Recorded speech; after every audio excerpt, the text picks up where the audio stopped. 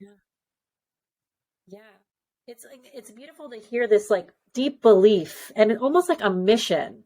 And you so like believe it deep inside that it feels like it doesn't matter what else happens. Like you feel so strong within that this is going to be birthed no matter what, and it's happening right now, which is it's really beautiful. I mean, and also rare, really rare to have such conviction over something you really believe in.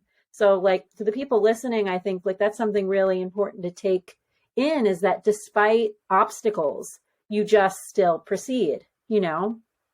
I think it's really That's what I beautiful. was saying at the beginning of this. It's hard to start and it's hard to keep going. There's been plenty of Yeah, disappointments. There's been plenty of times where I've reached into sure. something and been like, "What? Why would you leave this here?"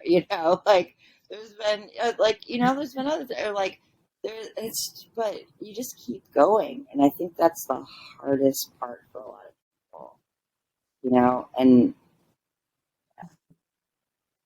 imagine if I didn't wake up that day. Myles, can you? Sorry, I was like that day when I told everybody to come on Tuesday. Like, what if I got scared and I didn't do it?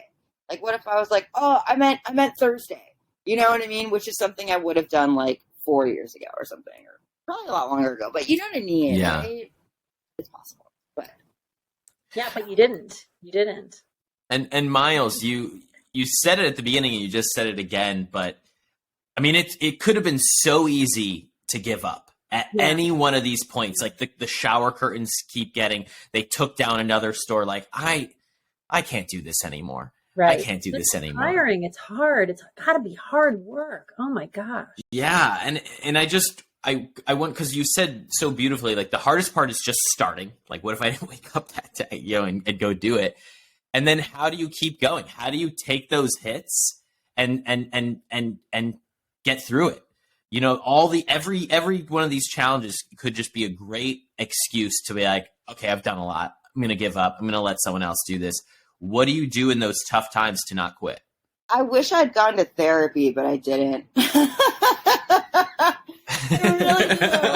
Like looking back, I really wish I did, But like what I did, like so there was one location that got taken down. I think it was like twice. Oh, I have a better. So there's one location that got taken down. The landlord. Oh my God, he was a nightmare. He one of the sides of it was suspended by rope. I just thought it would look cool. Plus, I only had rope. I had ran out of wood, so I suspended it by rope. That dude cut it. He cut it, so it fell. And then all the contents fell on the ground and stuff like that. He was the landlord, in the building.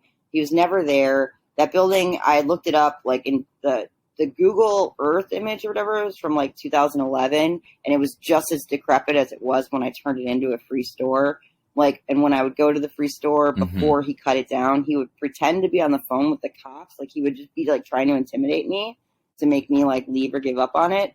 So one night he cut it down. All the contents of the store fell. So the next day, somebody messaged me on Instagram and like sent me a picture, and there was like vases and candles and stuff that were like broken and glass and everywhere. And I was like, oh my God, the kids play there. Like this is the opposite of what I wanted, right? Was to like make the space look better. So Mm-hmm. we were up at a church cleaning out the church basement because they were about to donate a bunch, or they were donating us a bunch of stuff. And we were like, all right, well, we're going to go down there. We're going to rebuild. I had my tools in the back seat. We go down there and we pull up. All the dudes who play dominoes from across the street, they had their ladders out. Yeah. They had their tools out. They had like beer flowing in their cups. They had music blaring, and they were fixing the store. And like I like rolled up, and I was like, oh my God, my heart, And like they'd fixed the store better than I had done. Like it was like industrial stuff. Like they had, and they were like, "We got you, mommy," and I was like, "Yes." Like, I love dude, that's that. how you keep going, And like, there Yeah. was one store is on Newton. It got taken down, I think twice. I'm gonna say twice. I'm not sure.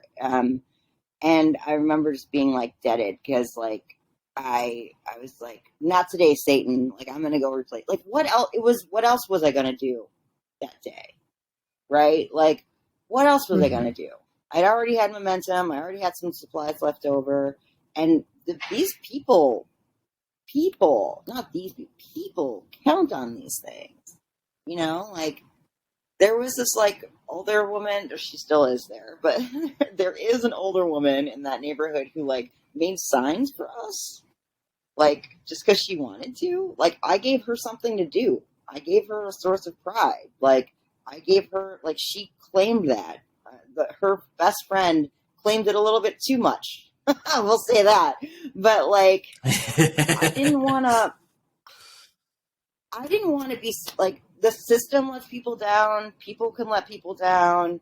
I know, like, this was started because of the terrible news and the terrible events. Like, I didn't want to be another source of disappointment. I wanted people to see me fighting for it. I wanted to see, like, I wanted kids to see me fight for this. You know what I mean? Like, I'm doing it for them, and I think that it's important that I keep